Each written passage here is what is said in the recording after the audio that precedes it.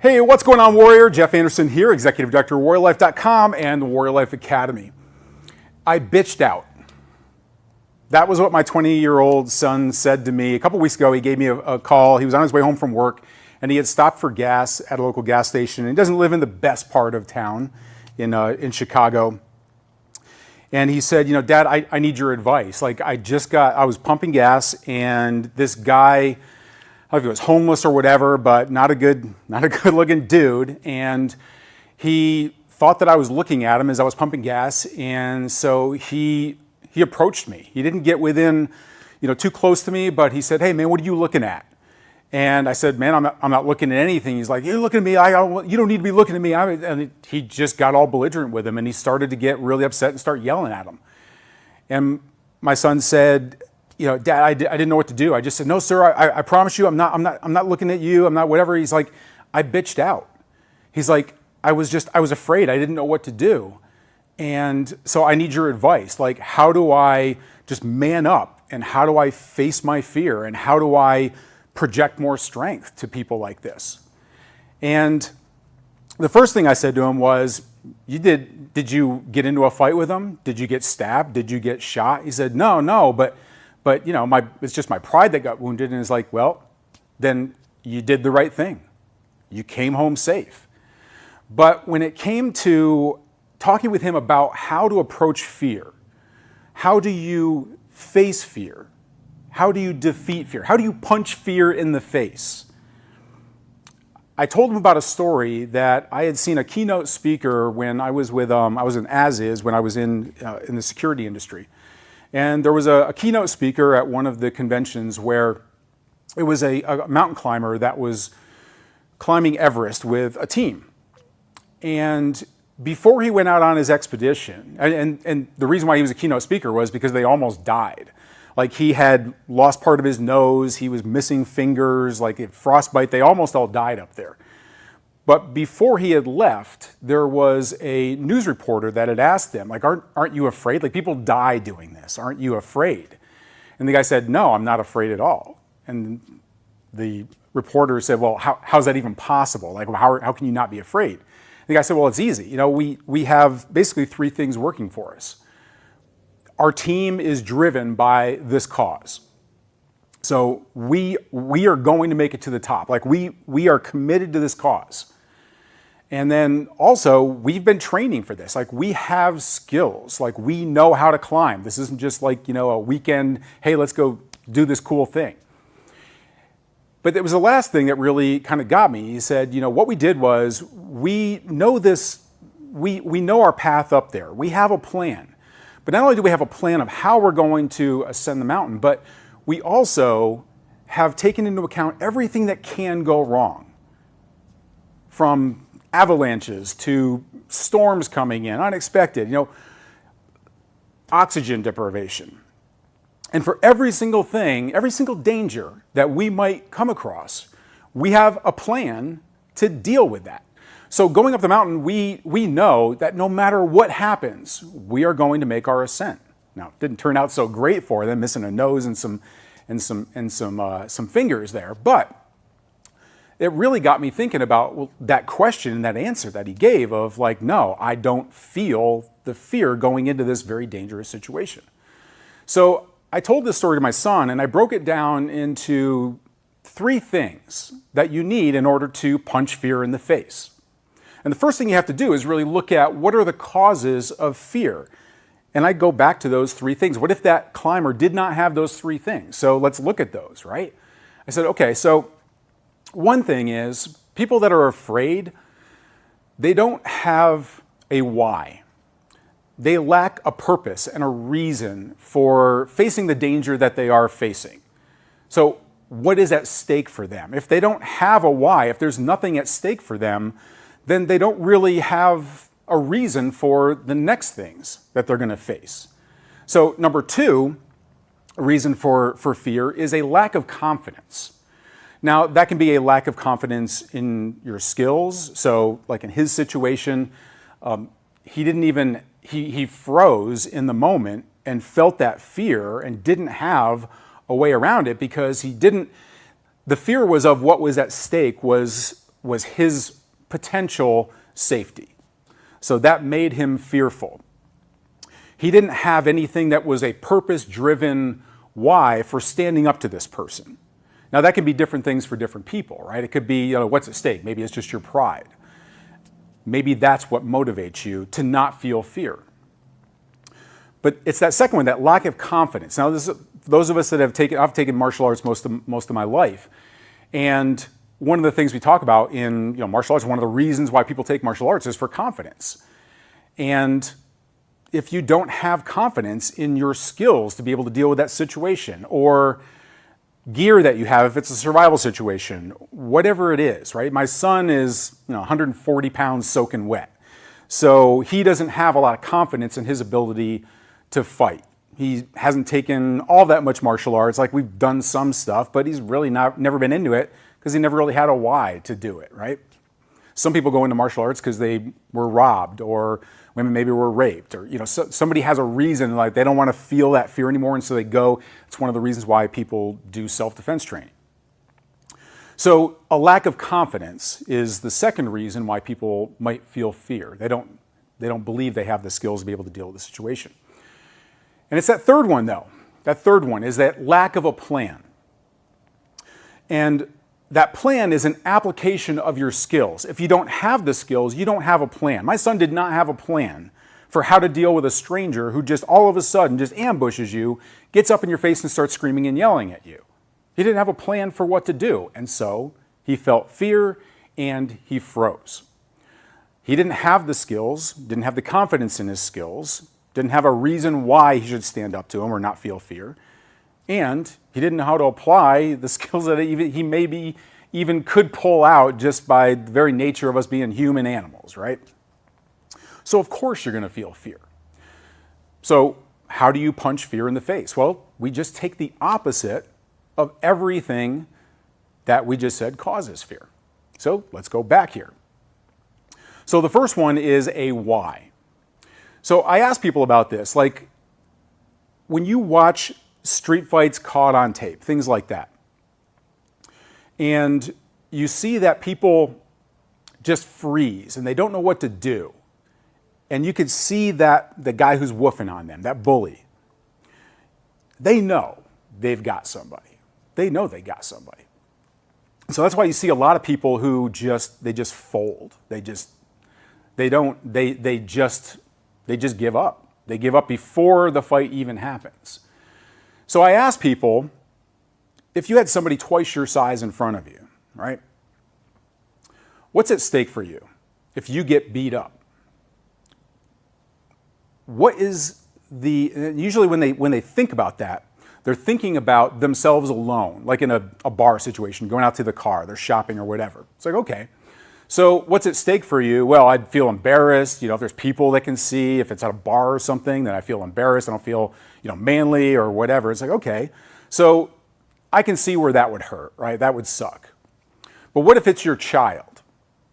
What if you knew, or even didn't know, but what if you expected that maybe if this guy strikes you or wounds you with a weapon, puts you down, and they're going to get to your kid or your grandkid, and after they're done with you, they just snatch your grandkid or your kid, and they take them away and you never see them again. And you have the rest of your life to think about, maybe they're in a cage in somebody's basement right now. What would you do then? Now, pride, okay, you might just fold up and just pray that this person's going to stop striking you. But whenever I ask somebody, like, what's your why? What if it was your kid? What if you knew, like, it's this person or you, because you're the only thing standing between this violent predator and your kid behind you? They all say the same thing. Basically, like, I would rip their face off with my teeth. Like, you would not stop at anything to be able to stop that. So they have a why. Remember that. The second thing we're going to go back to is the confidence. Now, confidence comes from skills. You have to have those skills. You can't fake this. You have to have confidence that you are going to be able to deal with this person who's twice your size in front of you. That could be in your hand-to-hand skills. It could even be that you carry a weapon with you. I carry a concealed handgun on me, right? So I know I have this. So I know this guy that's woofing on me at the gas pump. If he crosses that line, I've got a handgun there. If I feel like my life is threatened, if I see a weapon, something like that, I have my weapon here. So I have confidence in that. As long as I have confidence that my gear is going to work for me when I go to put it into use. And so if I don't have a round in the chamber, I can't be confident that that ambush that happens, I'm going to be able to rack the slide and get to it. That's why I carry a round in the chamber. I have a weapon that I've trained with. Like, I know how to use it. I know how to draw it. I know it's a reliable weapon. I clean my weapon. I clean my magazines. I know this thing is ready to go. I don't have a manual safety on it. It's my Glock. I pull this thing out. I pull the trigger. It's got a round in the chamber. It's going to be there for me. Or I might have to fight to my gun if it's an ambush. But I have hand-to-hand skills. So you have to have confidence in your skills. Now, in our Warrior Life Academy, we have the S3 Warrior Machine. And that's three levels, basically, of how you develop skills to make you more self-made, self-reliant, and self-prepared. That bottom level stands for strength. So the S3, those strength, skills, and strategy. Your strength comes from your body, your brain, your body, and your backbone. So it's the mental mindset. It's your body that you are in shape enough that you can defend yourself. And it's also the backbone. It's your ability to drive through, to have that cause. To like, it's my why, and you go for it, right? So, but what you have to do with that, though, is you have to apply that. So that, we're going to be moving into that. But having that confidence in your skills doesn't just take away the fear, it also gives you the ability to not fight. Because when you got somebody woofing on you, you can be thinking in your mind, like, this person they don't even realize, like, the only reason that you're living right now is because I'm letting you. The only reason you're not on the ground right now in a puddle of tears or in a puddle of blood is because I'm letting you. Because I know how easy it is to destroy the human body, no matter how big and strong that person is that I'm dealing with. It doesn't matter, they've been in prison, it doesn't matter. I have those skills, I have that knowledge, I have the brain, the body, and the backbone to be able to do it. The human body, very, very easy to destroy. I could knock this guy out, the carotid artery right here, 2 fingers. We do this like this exercise, just 2 fingers to the carotid artery, and you see people stumble and go back. Once you realize the power that you have, no matter how small or what sex you are or how old you are, you have confidence in your ability that you can just let this person live. So that takes care of the lack of confidence. So now we get into a plan. So for the plan, there are some things that you're in control of, and there are some things that you're not in control of. I'm not in control of that guy coming up and approaching me off his meds or whatever. Like, I'm not in charge of that, but I am in charge of how I react to that. So in the military, I was in the infantry. So like light infantry, the worst situation arguably the worst situation you could be in is an ambush, where the enemy is staged along a route that you're going. They might have IEDs there. They're all poised there with small arms, or they might have rockets, whatever they've got, right? But they're lying in wait for you to come along unexpectedly to that's the kill zone right there. And when you hit that mark, the whole thing goes off. And you have no warning whatsoever. They have all the advantage. When that happens, you are in the worst situation because you're exactly where they want you to be, in that kill zone. And so how do you react to an ambush? You got to move. It doesn't even matter if you're running at them, if you're running away from them, but if you stand in place, if you freeze, you're dead meat because you're staying right exactly where they want you to be, where they have their fields of fire. Like, that's planned. Your death, your demise is planned. The only way to get out of their plan is to have your own plan of just get the hell out of there, just move. Find a place to go. Even if it's charging straight at them, it's better. At least you're disrupting their plan.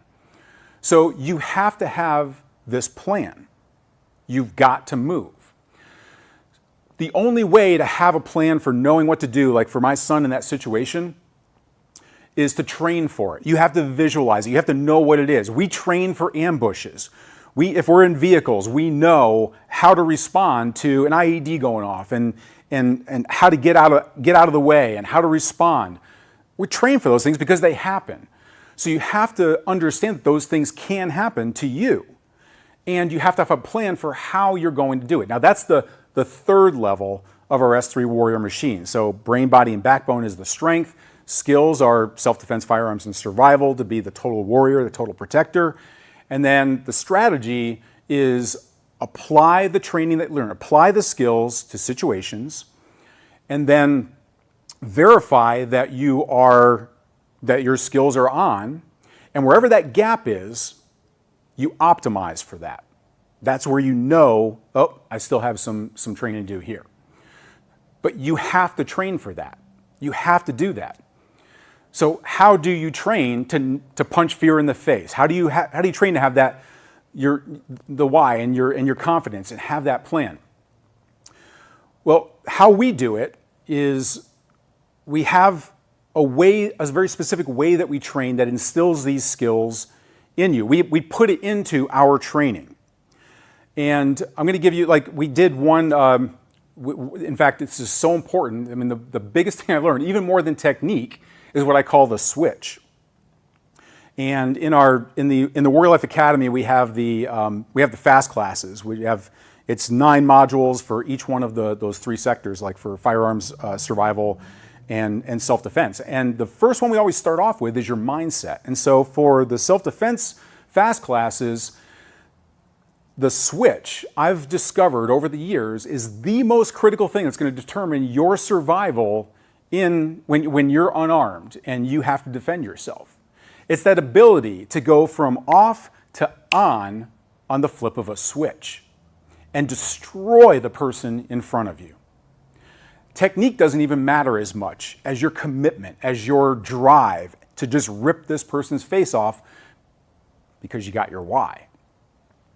So here's a three-step process that you can do. So first thing, you got to have something that you can train with. Now, very few people actually have somebody that they can train with. But if you're in a school, if you're in a martial arts school or a self-defense school, combative school, then this might be something that you can bring to your school. It might be something that if you're an instructor, you can train people in this. But it's good to have something, whether it's a heavy bag, preferably it's going to be a Bob training dummy, because what we do is what we do with our training is we call it REMF. So your training should be realistic, it should be efficient, small little sections, and then multi-sensory, and then fun. Those are the things that, like in brain science, like that's what instills these skills, programs your brain like a computer. And so you want something as realistic as possible. That's why I like the Bob training dummy. So get something, dress them all up, make them look realistic, all right? So then what you do is, when I'm starting off with my target, I have a couple of other things. In fact, you can actually do this. Even if you're not an all-access member of our Warrior Life Academy, you can go to warriorlife.com/loot, and our Loot Locker membership is a free membership. You can get inside of there. There's some really cool training tools in there, some manuals, but we have some audios in there, and there's one in there of a bully. And it's a soundtrack that we made of somebody who is basically like up in your face, like trying to pick a fight with you. And so what we have our members do for that switch is to put headphones on and then play that audio. So you can download that from our Loot Locker, and you can play that in your headphones, preferably with like a Bob training dummy. And what I do is I have people close their eyes and visualize your why. So for you, it might be that you have a child or a grandchild. What would you do? Would you rip somebody's face off to be able to protect your child? Well, most everybody would, right? So you visualize your child being with you. You visualize where you're at. If you can bring anything into the area that maybe gives a different smell of maybe it's like gasoline. Maybe you've got like a gas can. I'm not saying like gas yourself out, but just like the smell of gas, a little bit on like on a rag somewhere that's in your training areas, just so you smell something, right? Like it's almost like almost like you're there at the gas pump. And so you close your eyes and you visualize and you try and make it as multisensory as possible. So now we got the audio going, we got the smell going, we've got our eyes closed, we're visualizing this movie of us in this situation. We want to feel the fear as much as possible. We want this to be as real as possible. Get that in your brain. Now, as you're listening to this audio, what's your switch? At some point, and we go over lots of like pre-fight indicators and things like that in our fast class for the switch, but you've got to visualize for yourself, like, when do you flip that switch? And I'm not talking about getting in like, you know, like you're getting ready to box this person, like get in your karate stance. I'm talking about going from completely relaxed, like the switch is off. You're switched off. You're completely calm. You can do this in training, right? But now you're trying to bring in those emotions. You're trying to bring in those senses. So you flip the switch whenever you want to as you're listening to this audio. And when I say flip the switch, I mean literally like you're in a dark room and then all of a sudden you're in a light room. But in your brain, you're going from calm, cool, your breathing is, you've got your box breathing going, like you stay calm, and all of a sudden you flip the switch and you crank that up. You can go there in an instant. That's what you need to do. Now, after you flip the switch, this is where people get it all wrong. Maybe they've been pushed one too many times and they decide they're going to push this person back. They push them. Or they strike them once and they stop back and like, leave me alone, man. That's fear coming back to bite you in the ass. If you had to flip that switch, it's for one purpose only. It's because you felt that you were in danger, and when you recognize that, you flip the switch and you freaking destroy this person. Now you're going to move because you're the target of their aggression, you're a target of their bullying, you're a target of their violence. And so you don't want to be where their target is. So I recommend that you move. Now it could be that your switch is to beat ass out of there and just run like hell. And if you can do that, do it. There's no shame in that. But you might not be able to do that. So you're going to explode on this person. And when you do that, that third step is you're going to commit. Just as if with a handgun, like you don't shoot to wound them, you don't shoot to scare them, you don't fire a warning shot. The only reason you even pull your weapon is because you feel like your life is in danger. And how many bullets do you put in this person that's trying to attack you? As many as it takes until they stop their attack. That's it. The same thing goes for unarmed self-defense. I am going to flip the switch and I am going to rip this person apart as brutally and viciously as I possibly can with whatever strikes and skills I have in me until they're no longer a threat. Or if their buddy's jumping in now I'm going to rip that person out. There is no, like, we're taking Everest. Like, we're getting to the top of that hill. And I don't care if I'm in a leopard skin thong. Like, I don't care. I'm taking freaking Everest. You're welcome for that little visual. But that commitment, like, it's just like the ambush. Like, you can't stay there. You can't like fire a few rounds back at the enemy and say, okay, well, maybe they got the point. Maybe they'll just like turn around and go leap. No, hell no. They're there to kill you. You take them out. So I told my son, really sit with this. And most importantly, apply this. Train with it. Go back to that situation. Now, the gift that you have is that you now have this movie in your head. So, Tristan, go grab your headphones. You have the audio. Go put that in.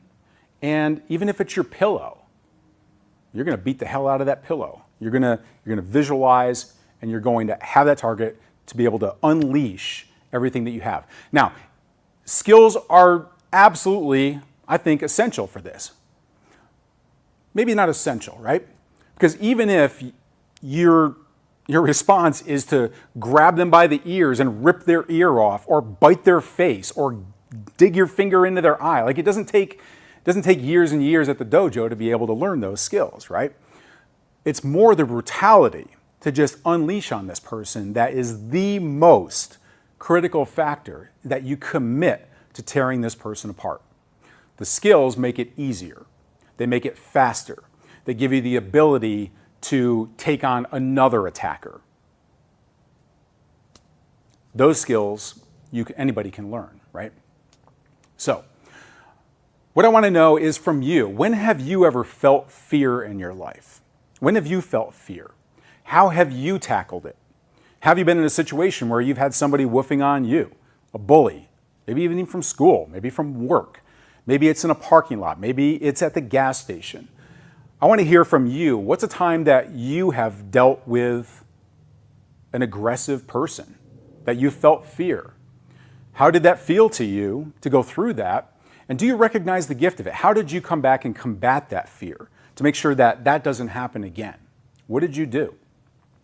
I'd love to hear from you. Please, if you're watching this on the live streams, you can go to the YouTubes, the Facebooks, the Instagrams, and please go ahead and leave your comments wherever you are watching this. If you're listening to it on our podcast, you can go over to our website over at Warrior Life. You can go to warriorlifepodcast.com, or you can go to warriorlife.com, and you'll find our podcast section there. Please leave a comment there. I would love to hear your story and some of your tips and techniques also. Like, what advice would you give to people to overcome fear as well? I'd love to hear your personal stories. So go ahead and please leave us a comment there. And by the way, if you are liking our streams or our podcast, please go ahead, subscribe, get the word out. Go there, give us a 5-star review, give us a thumbs up on the video. Let's get the word out there. That's the stuff, that's what I ask for. We don't do like advertising or anything like that. So how you can help out is just give us a thumbs up, leave your comments, let other people know about our podcast and our live streams and things like that. And so that would really mean a lot to me. I really would appreciate that, okay? All right, so that wraps it up. And until our next broadcast, this is Jeff Anderson saying, prepare, train, and survive. Live like a warrior.